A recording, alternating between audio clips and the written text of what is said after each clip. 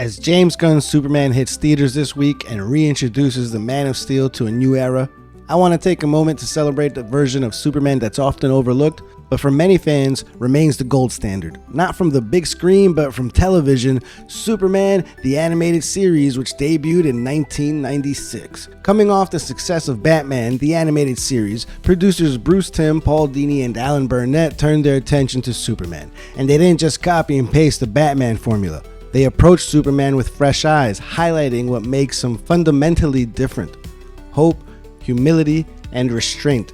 They gave us a Superman who didn't just punch his way through problems, but tried to understand them, and in doing so, they made him interesting without ever making him cynical. Visually, the series had its own identity: sleek, bright, and futuristic. Glenn Murakami, who had worked on the art side of Batman the Animated Series, helped give Superman a distinct style. Metropolis felt like a city of tomorrow, echoing the optimism at the heart of a character. The voice cast sealed the deal. Tim Daly gave Superman a quiet strength, never overplaying the heroism but always grounding it. Dana Delaney's Lois Lane was sharp, confident in every bit, Clark Kent's equal. And then there was Clancy Brown as Lex Luthor, cold, calculating, and so smooth it was chilling. To this day, many fans still consider his Lex Luthor the definitive version. What this show did, what it still does, is remind us that Superman isn't great because he's powerful. He's great because he chooses to do good, even when it's hard. That idea of decency as strength feels more important than ever, especially as we're introduced to a new cinematic take on the character. So before we all dive into James Gunn's vision of Superman, I want to take some time to look back at the version that quietly shaped a generation. The one that showed us that being good doesn't have to be boring, that compassion can be powerful, and that Superman, when done right, still matters.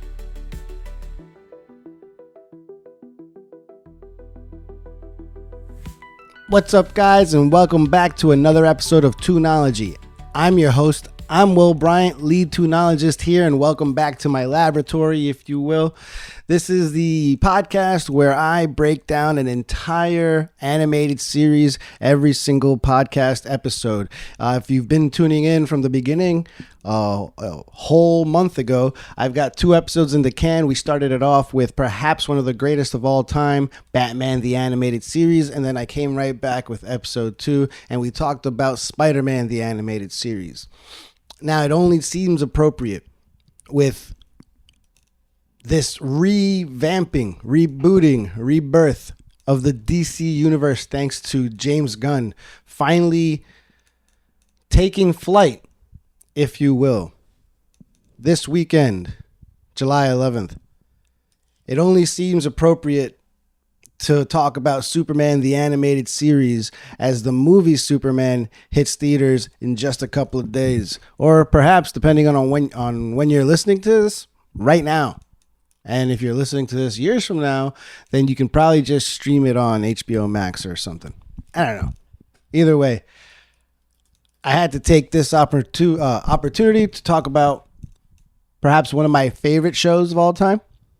It's quite underrated, especially when people throw around Batman as being one of the greatest of all times. And I'm not saying they're wrong, not at all. But because of that, I think far too often Superman doesn't get talked about. Well, not no more, not today, because here I am, Will Bryant, to talk about Superman the Animated Series. But before I do that, do me a favor, follow me on all platforms at Toonology HQ. That's Toonology HQ, as in headquarters. We are your headquarters for all animation needs. You can follow me on TikTok, on Instagram, and on YouTube for now. And I'm your host. I'm Will Bryant. You can follow my personal page on all of those platforms as well at I'm Will Bryant, Bryant. And now that we got that over with, let's get down to the nitty gritty. Why don't we, huh? And I want to talk about Superman. Trust me, I do. But before I talk about Superman, believe it or not, as I'll be enjoying water and coffee. I don't know why I always announce what I'm drinking during the show, but all right. Before I get directly into Superman, I have to talk a little bit. I know what you're thinking. Batman, right? Not really. I mean, yeah, Bruce Timm, Paul Dini, Alan Burnett, they all worked on on Batman. But allow me to start with a little bit of a curveball here. Because before I talk about Superman, I actually have to talk about Freakazoid and how a show like Batman and Freakazoid actually led to Superman. See, with the success of Batman the Animated Series from 1992 to 1994, after Batman the Animated Series redefined superhero animation with its mature storytelling and stylized Art Deco visuals, Warner Brothers was eager to continue building what would become the DC Animated Universe. We call it the DCAU. They saw an opportunity to apply the same creative DNA to Superman. But here's the thing. Bruce Timm wasn't there anymore. He had a brief detour. Freakazoid was originally conceived by Bruce Timm and Paul Dini as a superhero parody show. The early idea was a blend of superhero action and offbeat humor, with a visual style more in line with Batman the Animated Series. Think weird, quirky superhero, but still within the boundaries of action adventure. And then Steven Spielberg gets involved. Yeah, that guy. Jurassic Park, E.T., Jaws, Steven Spielberg. Spielberg, who had a producing deal with Warner Brothers Animation to be specific, and he had previous success with shows like Animaniacs and Tiny Toon Adventures. He got involved as an executive producer. He pushed for a more overly comedic, absurdist tone, more in the vein of Looney Tunes and Monty Python, I guess. It makes sense that he wanted to be more in the vein of Looney Tunes with his history in Tiny Toon Adventures and, I guess, Animaniacs. The tonal pivot the shift in the tone of the show, it didn't really sit well with Bruce Timm or Paul Dini, who had envisioned something much more structured and superhero focused. Timm left the project entirely when it was clear the direction was no longer matched with his strengths, and then Paul Dini stayed a little while longer, but eventually also left Freakazoid. When it became clear that the show would primarily be gag-driven, Paul Dini basically said, "I'm out too, man." You know, it was gonna be comedy rather than character-driven superhero satire, and that's when Paul Dini joined Bruce Timm and said, "Thanks, but no thanks." It was around that time that Warner Brothers was looking to expand on the success of Batman, like I said before, with that Superman series. After Freakazoid, came and went, it did just fine over in the WB. It was just without Bruce Timm and Paul Dini. Around that time, the Gene McCurdy, then president of Warner Brothers Animation, offered Bruce Timm the chance to develop Superman. Timm jumped at the opportunity. He'd always loved the character and saw this as a chance to explore a very different kind of superhero from Batman. The goal was to create a companion piece to BTAS, or BTAS. Does that sound weird? I always thought it sounded really weird. But anyways, a companion piece to Batman the Animated Series, but with its own tone.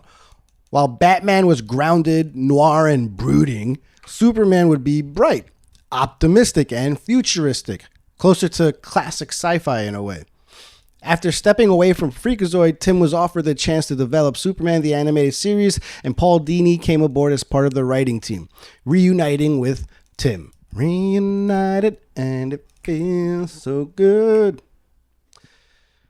Anyways, he reunited with Timm in a creative space that better aligned with both their strengths, emotionally grounded superhero storytelling. Freakazoid was ultimately redeveloped and run by Tom Ruegger, the creative mind behind Animaniacs, and took on its final form as a surreal, fourth wall breaking comedy. Dini still contributed a few early scripts, but was no longer involved in a core creative capacity. Now, One more thing I have to point out before I get into the actual Superman animated show that we know and love. I have to mention that there was another Superman cartoon that came out years before, and I mean decades earlier, that was a big influence on the animated series that came out in the 90s. It was an influence in a way where a lot of stuff from the cartoon pays homage to that earlier one, but they also were very afraid of just making a carbon copy of that one per se. And that version of the cartoon from the 1940s is called the Fleischer Superman cartoons, because it's named after the creator. See, before Superman, the animated series, before Super Friends, and even before the Adventures of Superman on TV, there was the Fleischer Superman series. The Fleischer Superman cartoons were a series of animated theatrical shorts produced between 1941 and 1943 by Fleischer Studios, the same team behind Betty Boop and Popeye. They were groundbreaking, expensive, cinematic, and stylish in a way that animation at the time rarely was. These shorts introduced wide audiences to Superman through vivid colors, rotoscoped movement, and sweeping orchestral scores. They were the first time Superman had appeared in an animation. Or this was the first time Superman had ever appeared in animation. And these shorts helped define the early look and feel for Superman. They gave us the iconic image of Superman standing tall with his hands on his hips, the Art Deco cityscapes and retro futuristic tech, the dramatic up in the sky narration, like up in the sky, it's a bird, it's a plane. Even the power of flight. Yes, Superman didn't fly in the comics. Did you know that? I didn't really know that until doing research for this show. He didn't fly in the comics until the cartoons did it first. In the comics, he just leapt tall buildings with a single bound. They said it. I didn't know he leapt the tall building because he couldn't just fly over it. The cartoon made him fly. Where am I? Yeah. The animators thought that looked silly to just have him jumping, so they made him fly. Bruce Timm and the art team were heavily influenced by the Fleischer style. You can see it all over Superman the Animated Series. The architecture of Metropolis, it's sleek, streamlined, futuristic, but rooted in 1930s Art Deco. The animation style is simplified but kind of elegant. Character designs that also echo the Fleischer minimalism in a way. The tone is dramatic, heroic, and idealistic, with an emphasis on Superman as the mythic figure. Even the way Superman takes off and flies in the show has a Fleischer-esque flair, shoulders back, arms up, powerful and smooth. Bruce Timm has said in interviews that the Fleischer cartoons were a major aesthetic and tonal inspiration. He wanted Superman the Animated Series to feel timeless, like it could never have come from the same era, but updated for a modern audience. And now we get past Batman, past Freakazoid. The Fleischer Studios created Superman decades earlier. And finally, we're up to when Bruce Timm becomes the executive producer of Superman the Animated Series.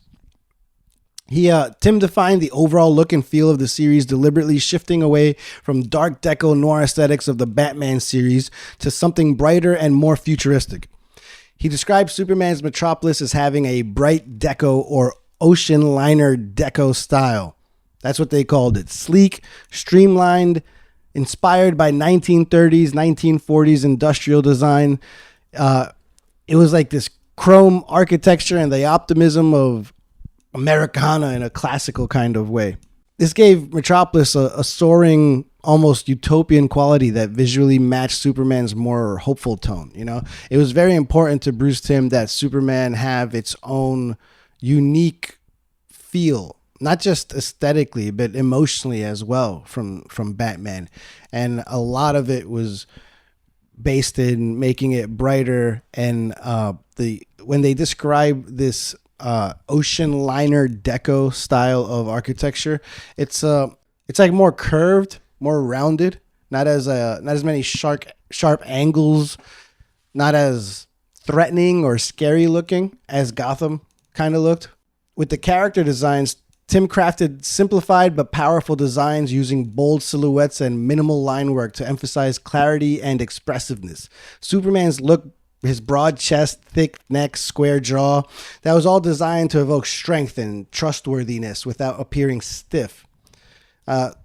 He initially envisioned a more traditional take on Brainiac, but was persuaded by Alan Burnett to reimagine the character as Kryptonian AI.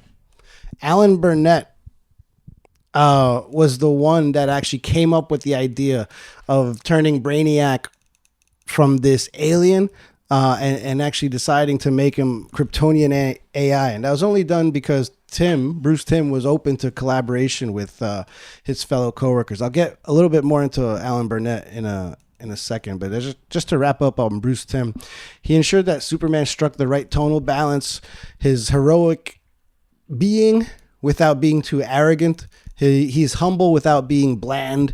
He helped the writing team avoid both preachy, moralizing, and one-dimensional do-gooder cliches, you know? Glenn Murakami was the art director and visual designer of Superman the Animated Series. His design philosophy helped push the shift from Batman's shadow-heavy urban grime to Superman's bright futuristic optimism. He and Tim referred to the show's look as ocean liner deco, inspired by 1930 streamlined design, luxury ocean liners, and the hopeful futurism of the era. Murakami handled the look of Star Labs, Kryptonian artifacts, and Fourth World elements, including stuff from New Genesis and Apocalypse. His tech designs are sleek, glowing, and convey the scale of Superman's universe. I want to talk about the sound of Superman a little bit. When we talk about what makes Superman the Animated Series so special, we often focus on the animation, the voice cast, or the writing. But there's one element that's absolutely vital to the show's impact, and that's the music. At the heart of the music was Shirley Walker. If you're a fan of Batman the Animated Series, you already know her work. Walker helped craft that show's iconic orchestral sound, but when it came to score Superman, she didn't just reuse that formula. She created something new, something heroic, something that felt like it could fly. She took a new, musical approach, and she really left a lasting legacy. Unfortunately, she passed away in 2006, but her influence is everywhere. Not just in Superman, but in the entire DCAU. In live-action DC scores and how animation is scored today. She really left her fingerprint in the entire landscape. She wasn't just writing music for cartoons. She was scoring her own mythology in a way. She gave Superman the Animated Series a sound that was as timeless as the character himself. Music that made you believe a man could fly. Not with flash or bombast, but with grace, dignity, and heart. If Superman is the world's greatest hero, then Shirley Walker made sure he had the music to match. I really just wanted to give Shirley Walker some flowers before moving on here. Speaking of flowers, I've literally already talked about giving Andrea Romano an entire garden of flowers for her job voice casting in Batman the Animated Series. She'll be in the Toonology Hall of Fame. I think I will have a Toonology Hall of Fame episode down the road. If I survive long enough to get there. Who knows? Andrea Romano. She casted this with purpose. Let's get into the voice cast, since I've already given Andrea Romano an entire forest of stuff. The voice of Superman, Tim Daly. Romano's pick for the Man of Steel was Tim Daly, best known at the time for his role on the sitcom Wings. Daly brought exactly what the show needed: a calm strength, a sense of maturity, and the right amount of humility. His voice wasn't booming or exaggerated. It was centered, human. He gave Superman an emotional grounding, especially in moments of vulnerability or moral conflict. Next, we have Dana Delaney as Lois Lane. A casting choice that was pretty perfect. She came in hot off her Emmy-winning performance in China Beach and brought that same energy to Lois. Sharp, fearless, sarcastic, but with heart. Andrea Romano, that is, wanted Lois to be a modern woman, fast-talking, and not outdated with all these tropes. Her performance was key in updating the character for the 90s. In episodes like My Girl and Target, she walks the line between professional, emotional, complex, and just the right amount of romantic tension. She really, gave a backbone to Lois so that she was more of an equal to Superman and to Clark in a way. More Clark than Superman, but still. They expanded on her background in, well, not military, but her father being a part of the U.S. military and her, learning a lot from that. It molded her psyche in a way and made her freaking tough. Another amazing casting choice, Clancy Brown as Lex Luthor. Clancy Brown, who's basically the bad guy in every show or movie you've ever watched of all time, ever. Clancy Brown, arguably the best Lex we've ever had, animated or live action. Romano and the team cast Brown. At the time, he was known for shows like Highlander or movies like Highlander and The Shawshank Redemption. But it's funny, he actually auditioned for Superman, didn't get the job, and was asked to read as Lex Luthor instead.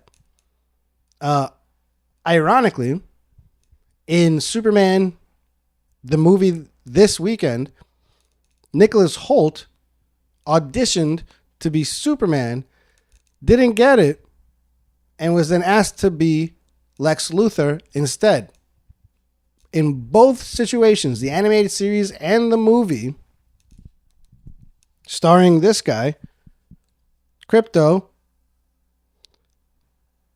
the guy that wanted to be the hero was told no and then chosen to be the villain instead.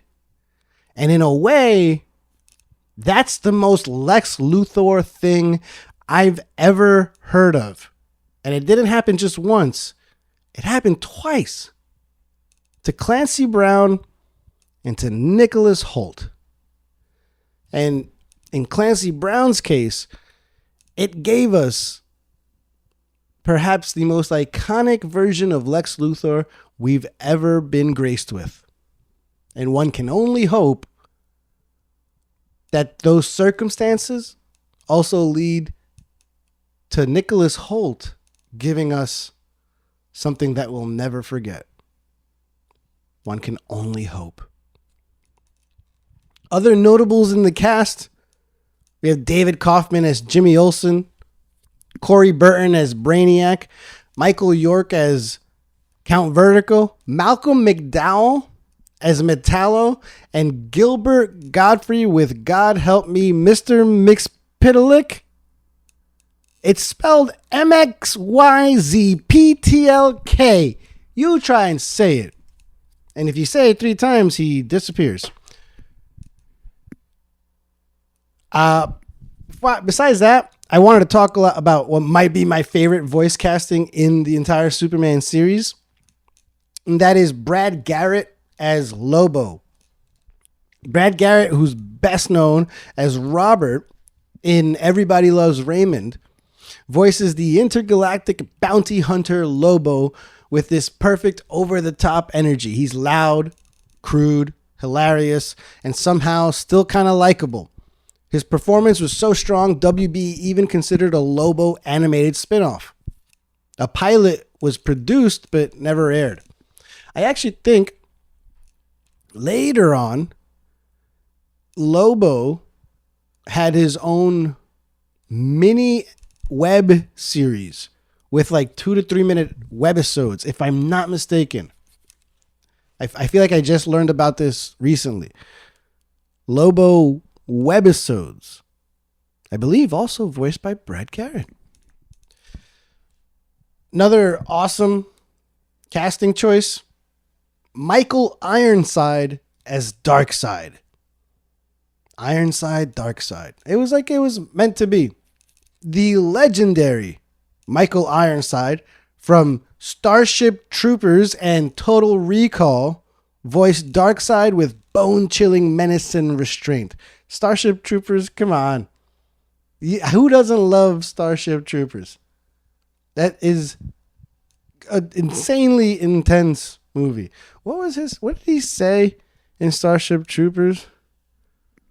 Man, I forgot his catchphrases. I just remember him, the way he went out. Shot in the open chest by his own men. Anyways. Ironside's dark side, try saying that a lot, is cold, controlled, and terrifying. Not just evil, but inevitably powerful. His presence elevates the entire Fourth World arc. And then I want to talk about one last person who, ironically, I talked about last week. This man played J. Jonah Jameson in Spider-Man in the last episode.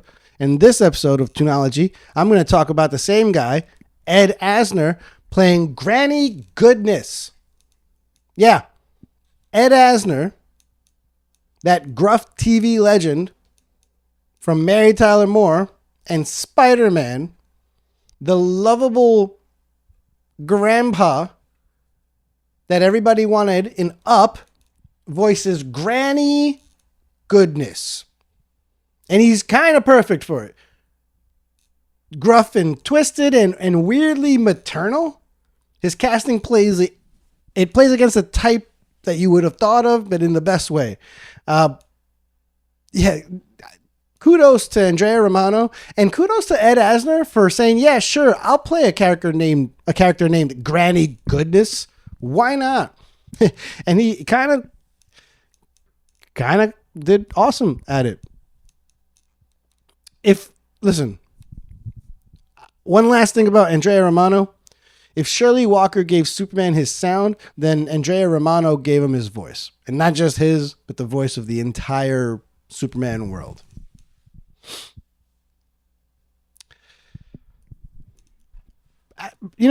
Speaking of cast, before I get into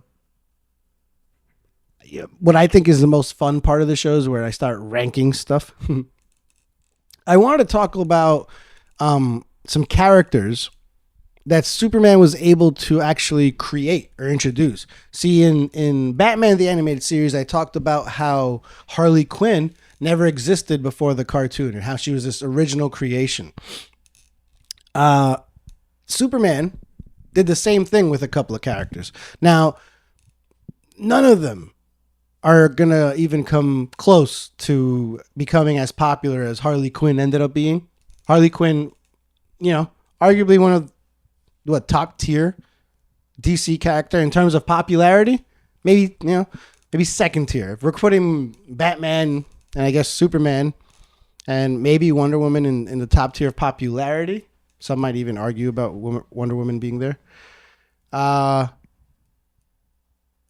Harley, if she's not number one on that on that S tier, she might be A tier.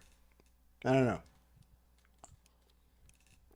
Anyways, Superman had some original characters too. Let's start with Livewire. I actually love Livewire.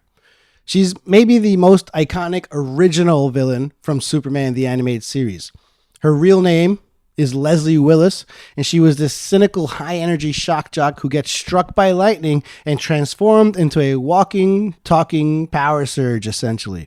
She's brash, rebellious, and obsessed with media attention. A perfect 90s villain. She was voiced by Lori Petty, who brought her signature punk rock flair to the role. You probably know Petty from her breakout role as Kit in A League of Their Own or as the title character in Tank Girl. She was also in Orange is the New Black. She's got that raspy, razor sharp voice that Livewire, it made Livewire feel electric for real. Her attitude was just perfect for Livewire. I don't know. There's this nonchalance to her where she's just not afraid of Superman. And it's funny because Superman, this big, strong guy who actually was kind of powered down by the creators or by Bruce Timm to make him more easy to empathize with. He was super strong in comics and had like every power in the world. In the cartoon, they really brought his power level down a little bit, but more importantly, streamlined his powers. He didn't have weird things like super ventriloquism which was a thing. Uh, it became kind of this comical trope in the Superman animated series, and then later on in Justice League, that Superman just got electrocuted like all the time. He would just walk into wires. So of course, yeah, he could survive like nuclear blasts, but he puts his finger in an outlet, and you can see the guy's skeleton. So it's only natural that if they're going to create a bad guy, they're going to create just electricity personified, and they called her Livewire. Then there's Volcana, her real name Claire Selton. She's this pyrokinetic runaway who was captured and experimented on by a shady government agency. She's less of a villain and more of an anti-hero by the end, but still putting her in here. She was voiced by Perry Gilpin, who's best known as Roz from Frasier. That same no-nonsense, whip-smart attitude Roz had, it baked right into Volcana. Pun intended. Gilpin brought a grounded intensity to the role that made the character feel real and sympathetic, even while she was burning down half of Metropolis. Another original character, Luminous, a.k.a. Edward Leitner. I love when the names are right on the nose, like Victor Fries. Spelled Victor Fries, but whatever. Edward Leitner is a scientist who was romantically obsessed with Lois Lane and later gained light-based powers. Oh, his name is Leitner, and he got light-based powers. You didn't see that coming? And his name is Luminous. He's not as flashy as Livewire or as tragic as Volcana, I guess, but his threat felt personal because of being, played by Lois Lane, we'll say. What made him interesting was the fact that he was this soft-spoken, calculating guy that just wanted revenge in a disturbingly calm way. He never became a major player outside of the show, but within Superman the Animated Series, he's a great example of how even a minor villain was written with some layers. The last created character I want to go in detail about is Mercy Graves, Lex Luthor's stylish, stone-cold personal bodyguard. She's a sharp-dressed bruiser with a smirk and snappy comeback. What the hell? Mercy Graves was voiced by Lisa Edelstein, who would later go on to star as Dr. Lisa Cuddy on the show House. In Superman the Animated Series, Edelstein's Mercy had a sharp, confident tone. She was loyal to Lex, but with just enough bite to suggest she might clock him someday, even though she never did. And then also they created Angela Chen from the Daily Planet TV. I don't know if I think she might have been used later on, but she is an original character. Now, sorry for scaring you there, but I wanted to get into some top fives of mine. I love ranking stuff. Who doesn't love a good ranking? And I do want to talk about some of the other characters on the show. And I figured the best way to do it is by telling you who I thought was the frickin' best. You've got Superman's allies. We've got Superman's villains. And then we're going to wrap this up with just talking about what I think are the best shows or best episodes on this series of all time. Before I get into the baddies, the big baddies that they had to have here in Superman, I want to talk about his allies. And I think this is a perfect time to mention that the original plan for Superman was actually this way to introduce Justice League, where they wanted Superman to team up with a different person every episode. Essentially the concept of Batman, the Brave and the Bold, where he has a different partner like every issue or every story or whatever. They were going to do that with Superman. And then somebody in the network thought that was almost disrespectful to Superman in a way. They thought that Batman was big enough and important enough to star in his own show. Superman wouldn't need a special guest star week in and week out. So that plan was kind of nixed. However, there are certain episodes that kind of remind us or give us this glimpse into what could have been maybe, or what would have been. Like, look, I love the show. So I'm not exactly upset that they didn't go this route, but it is kind of fun to think about. Before I get into the top 5, just a quick honorable mention here for some of these Superman allies that didn't quite make my top 5. I want to talk about Aquaman and Dr. Fate. Those are two awesome, heavy-hitting names that were actually used in Superman the Animated Series. Now, they didn't get much screen time, but their appearances are impactful. I mean, they each got their own episode, essentially.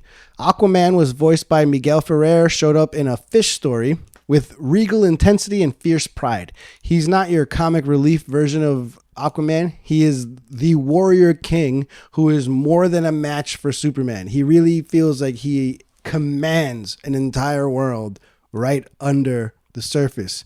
And Aquaman challenges him on moral and political grounds. He expands the DCAU world in a meaningful way.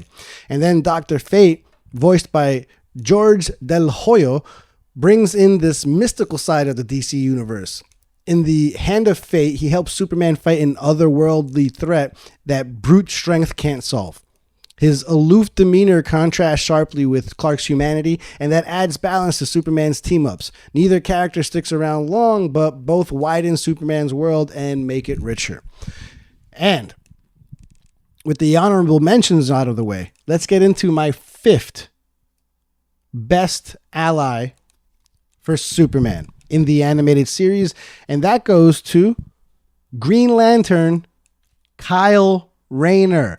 Yep, that's right. We saw Kyle Rayner in the DCAU before we ever saw a Hal Jordan or a John Stewart or a Guy Gardner. That probably has something to do with the fact that I believe at the time of Superman the Animated Series, Kyle Rayner was the preeminent Green Lantern in the comics. So the animated series just took whatever was in the current comics and put it on screen. They did it also with another character that I'll mention in just a bit. But in the episode Brightest Day, we actually see the origin story, essentially. Green Lantern Kyle Rayner brings cosmic scale to Superman's story. In Brightest Day, an episode of the animated series, we watch an everyday artist, Kyle Rayner, become a galactic protector overnight. This episode literally shows us him getting the ring and becoming the Green Lantern for the first time ever. This episode also features Sinestro, which honestly, a Kyle Rayner origin story, a Green Lantern Superman team up, and a villain as awesome as Sinestro.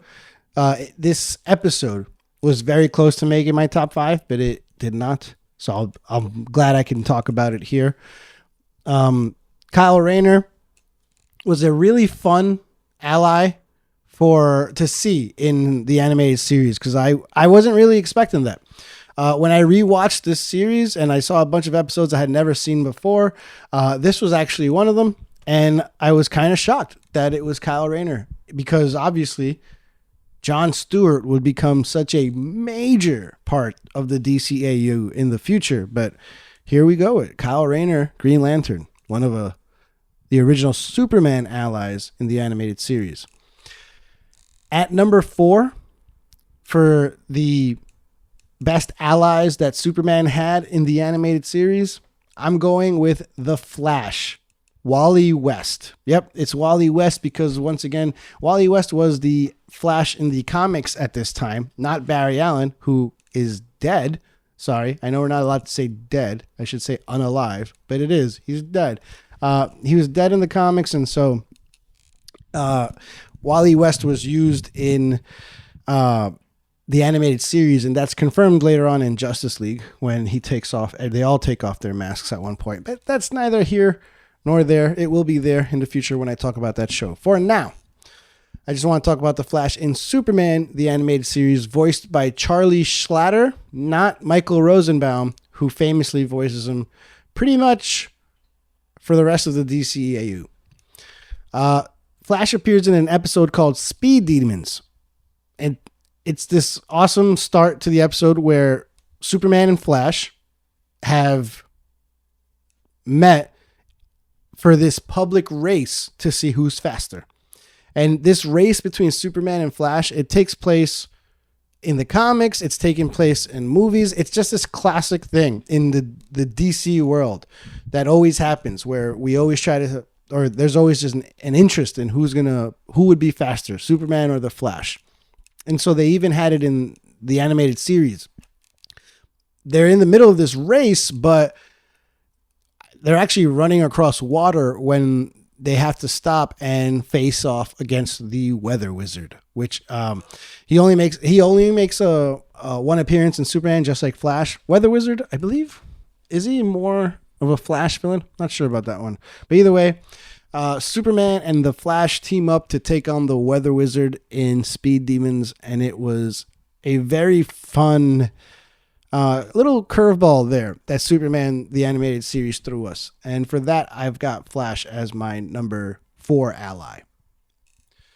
Now that we're in the top 3 Superman allies, we're getting down to the real nitty gritty here. And at number 3, I've got John Henry Irons, aka Steel. Yeah, it's the people's hero, a genius weapons designer turned armored vigilante. He steps up when Metropolis needs help, even when Superman is out of the picture. His arc in Heavy Metal shows that inspiration breeds heroism. Steel proves that you don't need alien powers to make a difference. You just need a heart, brains, and a big-ass hammer. He's voiced by Michael Dorn. Steel exudes calm, strength, and integrity. His moral center is as strong as his armor, and he reminds Superman of the human stakes in their battles. He's a fan favorite and a perfect example of what Superman stands for: empowerment, not dominance. Steel. And I ain't talking about Shaq. Although I did see that movie in theaters as a kid. I think I even had a Steel action figure. I never knew it was from Superman, though.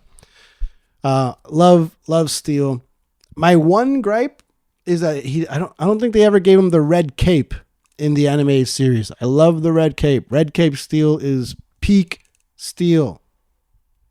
Either way, Steel, number 3 Superman ally, if you're asking me. Number 2 on my list of allies for Superman in the animated series, Supergirl. Supergirl, or Kara in this version, brings something no other ally can: family. She's not just another hero, she's a living tie to Krypton. She's introduced in Little Girl Lost as this energetic, emotional, and fiercely loyal cousin to Clark Kent. Well, or to Kal-El, I should say. Unlike Superman, who's often emotionally restrained, Kara wears her heart on her sleeve, giving fans a new perspective on what it means to be Kryptonian. She's voiced by Nicole Tom. Kara comes alive with a youthful defiance and tenderness. She's also this generational contrast to Clark's experience. Her appearance deepens Superman's sense of responsibility, and her growth into a hero in her own right is one of the more underrated arcs in the series. That blend of heart, power, and legacy earns her a top 5. And if Supergirl had a list of her best allies, then it'd probably be Batgirl, because that was a pretty awesome episode too, where Supergirl and Batgirl team up. And then the number 1 Superman ally in the animated series, I guess I should mention here that I excluded Lois Lane, Jimmy Olsen, and Dan Turpin, because I'm keeping this to superheroes. if I were to include all of them, they might all make it top 3 right then and there. Lois is probably the end all be all. Although Lois is kind of Clark Kent's biggest rival in a way. But at the end, we only see them kind of romantically do anything at the very end of the show with one kiss. They're never in a relationship. They never tell each other how they feel throughout the entire show. So that relationship that we all know and love isn't actually really there throughout the show. It's just more of this friendship / rivalry. So maybe it's even arguable that at this point, Lois Lane wouldn't be the number one ally for Superman. But either way, I kept it to heroes on my ally list. So Lois Lane, Jimmy Olsen, and even Dan Turpin, not on it. My number one ally for Superman in the animated series, Batman. Come on. Voiced by the man himself, Kevin Conroy. Batman and Superman may seem like polar opposites. One, a bright symbol of hope. The other, a brooding creature of the night. But in the animated series, their alliance is built on mutual respect and a sharp contrast. Their first real meeting in World's Finest is the stuff of DCAU legend. Batman holds his own against Superman physically, intellectually, and morally. He challenges Superman in ways others can't, and that makes him invaluable. Voiced by the late, great Kevin Conroy, Batman's calm authority and razor-sharp edge helped define the entire DCAU. Their chemistry, especially with Tim Daly's Superman, set the tone for future Justice League dynamics. Whether it's fighting side by side or clashing over ideologies, Batman remains Superman's greatest ally and his strongest foil. Batman, the number one ally Superman will ever have. Next, let's move on to every hero needs his villain. Top 5 villains for Superman, the animated series. Let's get into some honorable mentions before we get into the actual top 5. I've got a bunch of honorable mentions. I've got Toyman here. And Toyman is a perfect example of how a redesign can make a villain work. In the comics, he was a goofy guy with toys. Here, he's a creepy, cold, emotionless, porcelain doll mask-looking nightmare. He doesn't speak much, but when he does, it's like unsettling. That redesign made him more than just a joke. It made him eerie and threatening. Parasite is a tragic figure. Rudy Jones is a janitor turned energy leech. He can absorb Superman's powers, but he's always hungry, always desperate. His arc is one of addiction and despair. Superman often pities him, and that pity adds complexity to their fights. Metallo, voiced by Malcolm McDowell, is one of the more physically dangerous enemies in Superman. Once a petty thug, now a cybernetic powerhouse with a Kryptonian heart. Actually, it's a kryptonite heart. His origin, he's a man that turned into a machine, basically. It makes him this recurring threat. He never really dies. And Malcolm McDowell brings a cold, menacing flair to his voice. And then, of course, we have, God help me once again, Mr. Mxyzptlk, I think, voiced none other than the late, great Gilbert Gottfried. His episodes are pure cartoon chaos. He's a fifth-dimensional imp who doesn't want to kill Superman. He just wants to annoy him to death, it seems. It's a tone shift every time he appears, but it's fun. Gottfried's signature screech makes him instantly unforgettable, perhaps not even in the best kinds of ways. And I wanted to also talk about, he's not in my top 5, although personally, he might be my favorite character in the entire Superman animated series. I gotta talk about the main man, Lobo, voiced by Brad Garrett. Lobo is such a wild card. He gets his own spotlight. The main man, part 1 and 2, is part bounty hunter, part intergalactic biker gang, and 100% chaos. He's not a traditional villain. He's more like a Superman's rude, violent, beer-chugging cousin from space. He shows up and wrecks everything, says something crude, and somehow walks away a fan favorite. Voiced by Brad Garrett, Lobo is a comic relief powerhouse. His deep, guttural delivery gives him an outsized presence, but Garrett also sneaks in some charm. In The Main Man, we see Lobo try to replace Superman as Earth's protector, and it's hilarious, kind of. But underneath the bombastic attitude, there's this weird respect. Lobo might be a bad guy, but he's not evil. He's chaos with a code, and that makes him a unique foil for Superman. Now, getting into my top five villains of Superman in the animated series, Livewire. She comes in at number 5. She brings a totally different energy to Superman's rogues gallery. A former shock jock turned electric-powered menace, she's bold, sarcastic, and out for attention. She's not interested in world domination. She just wants to fry Superman on live TV. Her personality crackles as much as her powers.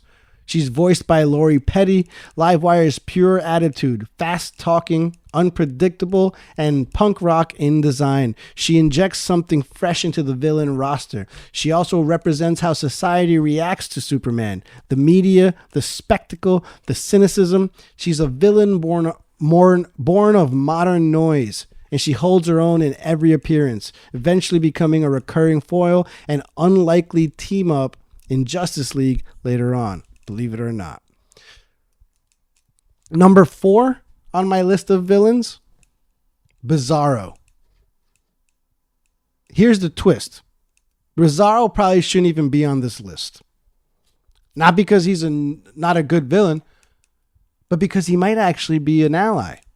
He might actually really be a hero.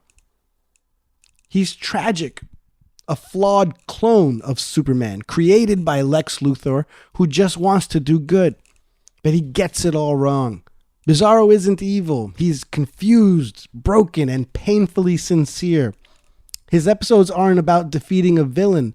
They're about trying to reach someone who doesn't understand the world he's been born into.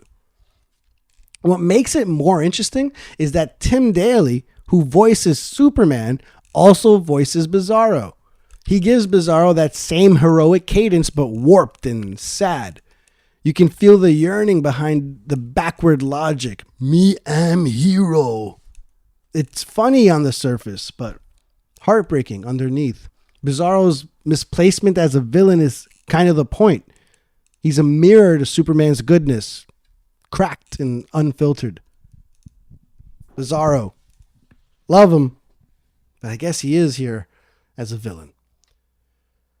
Now, number 3 on my villains list for Superman the Animated Series, Brainiac. Brainiac is the ghost of Krypton's failure manifested into reality. Once Krypton's supercomputer, he was like this AI for Krypton. He coldly preserved data while allowing the planet to be destroyed. He's essentially the reason that Krypton and all of Superman's friends and family and lineage and history was destroyed. His only goal was self-preservation, even if it meant a complete extinction. And that's what happened. He preserved data, allowed Krypton to be destroyed, and now travels the galaxy collecting and destroying civilizations, all in the name of perfection. He's not just a machine, he's a philosophy. He has a terrifying logic that life is worth less than information. Number 2 on my list of villains here for Superman the Animated Series, Lex Luthor. A billionaire industrialist who thinks he should be humanity's savior. Luthor doesn't hate Superman because he's evil. He hates him because Superman overshadows him. He's a genius, a manipulator, and a master of the long game. In many ways, he's the inverse of Clark Kent. Self-made, selfish, and cynical. He's voiced by Clancy Brown. Luthor has one of the smoothest, most commanding voices in the DCAU. Brown brings arrogance, intelligence, and pure steel to his voice, whether he's forming alliances with Brainiac or running LexCorp like a mob boss. Luthor constantly reminds Superman and us that the biggest threats don't always come from the stars. Number 1 on my list of villains in Superman the Animated Series, Darkseid. See, Darkseid, I know people out there are surprised maybe that Lex Luthor isn't number 1. It's because Lex Luthor's the most persistent, the most pragmatic, but nothing Lex Luthor ever did truly humbled Superman. Not like what Darkseid did. Darkseid was able to control and manipulate Superman. He was able to break humanity's trust in Superman. In fact, that's how the show ended, with Superman put in this position where he had to rebuild a trust that was broken. And we never got to see that. We never saw that trust come back. And it's something that's talked about later on in Justice League by Superman himself. There was going to be another season of Superman. At least they thought there was going to be one. And in that season, Superman was going to build that trust back up. He wouldn't have had to do that if it weren't for Darkseid. Darkseid's also the reason that Dan Turpin no longer existed in the show. I mean, Darkseid killed one of Superman's friends, essentially. Dan Turpin always gave Superman a hard time, but Superman respected him. And Darkseid got rid of him out of spite. Not even Lex Luthor did that. Darkseid, number 1. And the last thing I really want to talk about here, before I let you guys go, if you haven't seen this show and you're wondering to yourself, what episodes should I watch? What should I start off with? Well, I've got a handful here that I want to talk about. Some honorable mentions before I get into the top 5 episodes ever. The Late Mr. Kent. It's probably like one of the smartest stories in the whole series. Superman investigates his own murder as Clark Kent and uncovers corruption in the justice system. It's part mystery, part character study, and a brilliant use of dual identity. Personally, I love Ghost in the Machine. Brainiac essentially blackmails or forces Lex Luthor to build him a new body. It's an episode where we see this real manipulation that Lex has over the Mercy Graves character. And it's, this dichotomy between two of Superman's greatest villains, one using the other, all just to get back at Superman. It's kind of interesting seeing those two work together. And then we have Brave New Metropolis, the last one I'll mention here in my honorable mentions.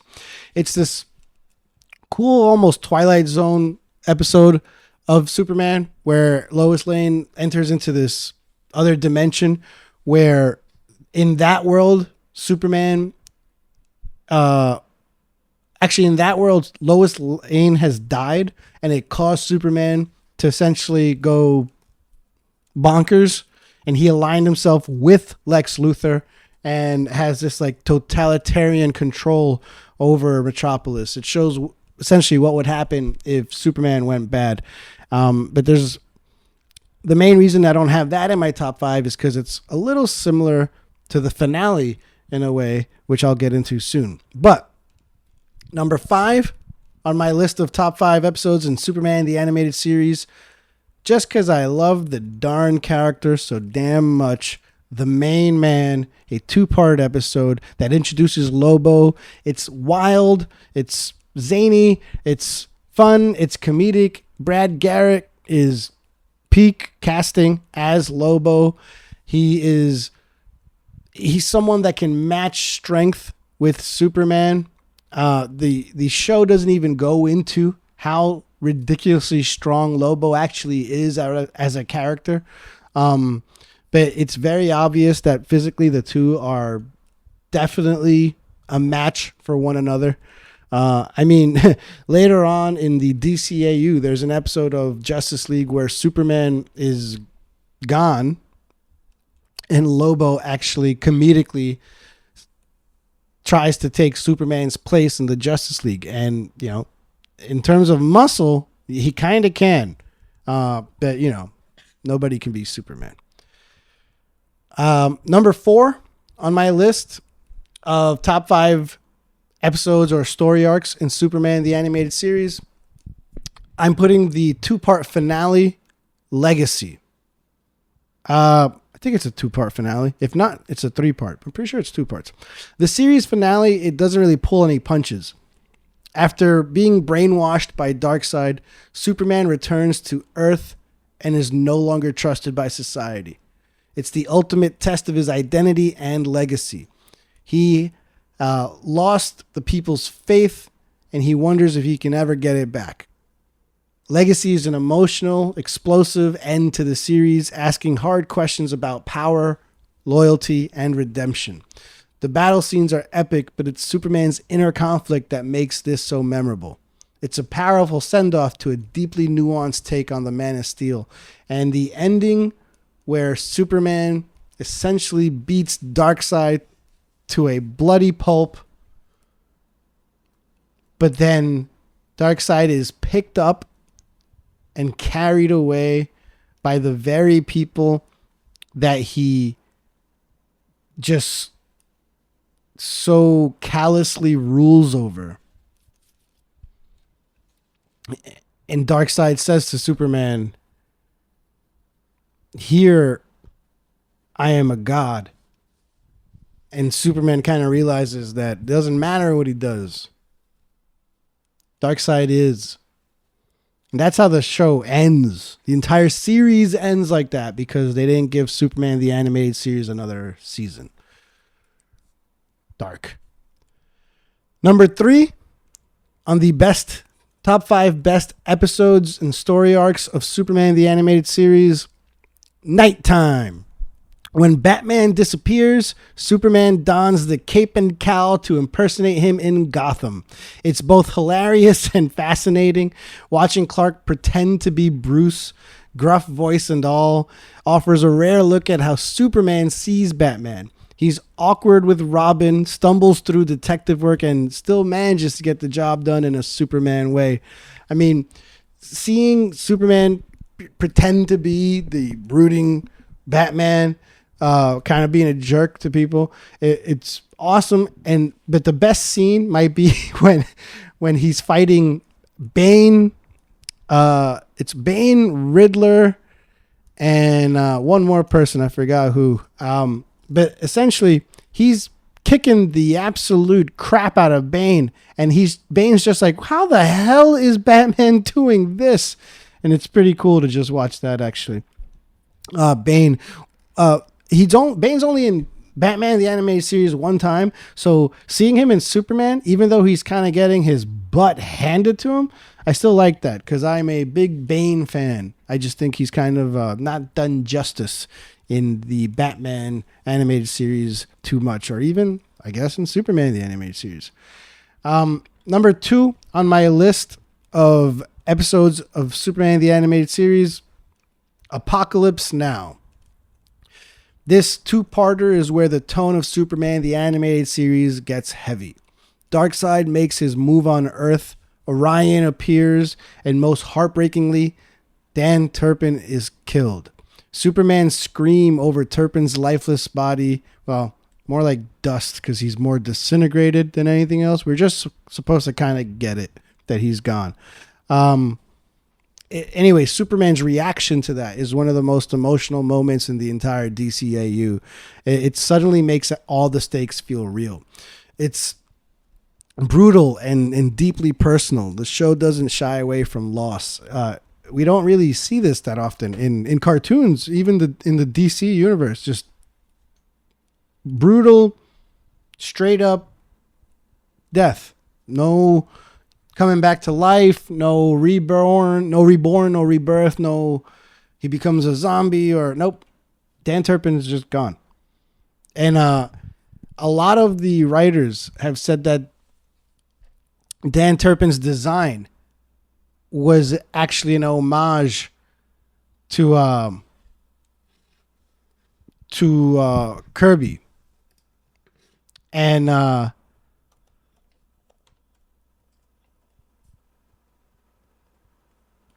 just lost. Give me 1 second.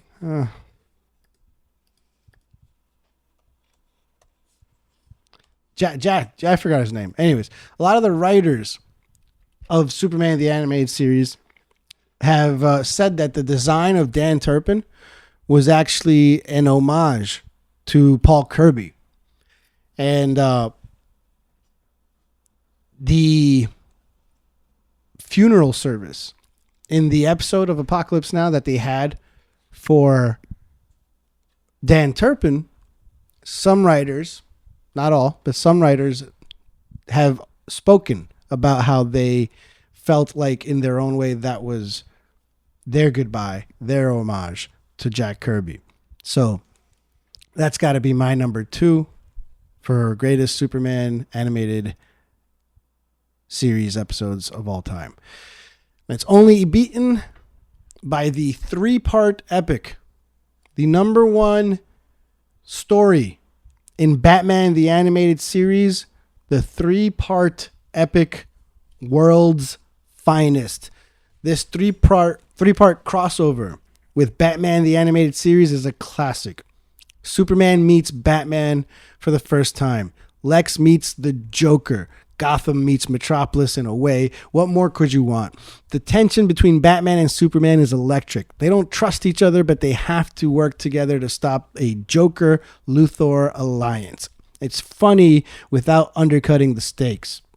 The animation is tight, the writing is sharp, and the character interplay helped lay the groundwork for Justice League. It's a masterclass in combining tones and building a shared universe. If there's one arc that defines Superman's relationship with other heroes, it's this. And it has one of the most iconic scenes in the entire series and maybe the entire DCAU. It's when Batman shows Superman he ain't one to mess with. Because Superman uses his X-ray vision to learn Batman's true identity as Bruce Wayne. And Bruce Wayne basically says, all right, no doubt, I'm going to steal your girl and then I'm going to taunt you with it as I show you I know exactly who you are. And Clark Kent sees a tracking device when he gets home and realizes, oh, this is Batman's. And he uses his vision to look off into the distance, and there, blocks away on a rooftop, is Batman with a pair of binoculars just waving hello.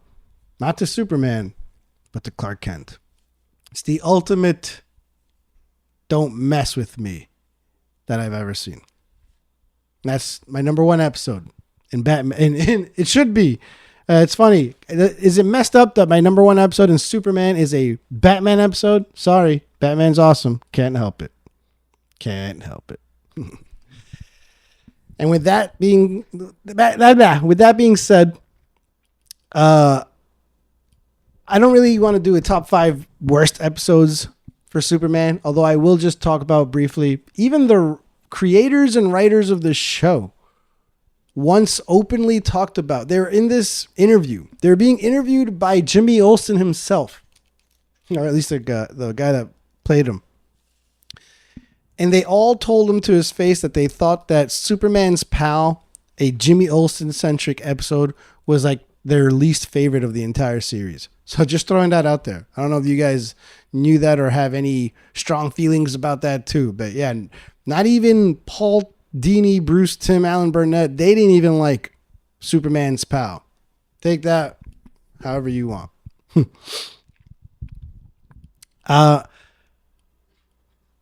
That's as far as lists go, as far as behind the scenes stuff, that's all I really wanted to give you guys on that. I guess we're just down to, my closing thoughts couple of words I want to leave you guys with here for Superman, the man of tomorrow, if you will. At the end of the day, Superman the animated series wasn't just another cartoon. It wasn't about explosions or laser eyes or punching aliens through buildings, though, yeah, it had all of that too. What made it special was how it showed us a Superman who cared, who listened, who tried to understand before he acted. A Superman who stood up not because it was easy, but because it was right.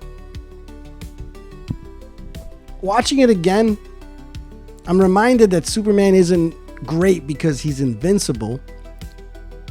He's great because he's compassionate, because he believes in people, even when they don't believe in themselves, because he uses his strength to lift others up instead of pushing them down. And in a world where power is so often used to intimidate or divide, that feels revolutionary. There's a reason Superman still matters today. We're surrounded by people who think kindness is a weakness, that empathy is naive, that helping others only slows you down. But Superman, he shows us something different. He shows us that being strong doesn't mean being cruel. It means being brave enough to care about strangers, about people who are different from us, about one society leaves behind. And Superman the animated series captured that better than almost anything else. It showed us a hero didn't need to brood in the shadows to be compelling. He didn't need to be cynical to be cool. Who proved that decency, honesty, and hope are not boring. They're powerful. That's why I love this show. Because it reminds me that the world doesn't need more conquerors or billionaires in armored suits. It needs people willing to help, to stand up for what's right, to use whatever power they have to make life a little easier for someone else. Because that's Superman. And that's the kind of superhero I still want to believe in. What about you? That's all I got for you guys today here on Toonology. I appreciate you guys listening.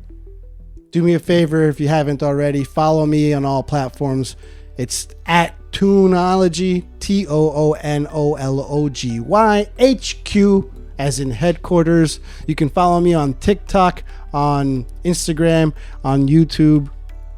And if you really are a fan, why don't you follow me on all platforms as well. The host, I'm Will Bryant, Bryant. I appreciate you all. Go see the movie. Support theater. Support film. Go buy your Krypton or Crypto the Dog merch. Go buy your t-shirts. Go buy your Big Macs and Happy Meals. Do it all. Just support Superman. And 2 weeks after that, catch me right back here at the lab so that we can support an entire different franchise and we talk about Fantastic Four, the animated series, before that movie hits theaters too. Appreciate you guys. Peace.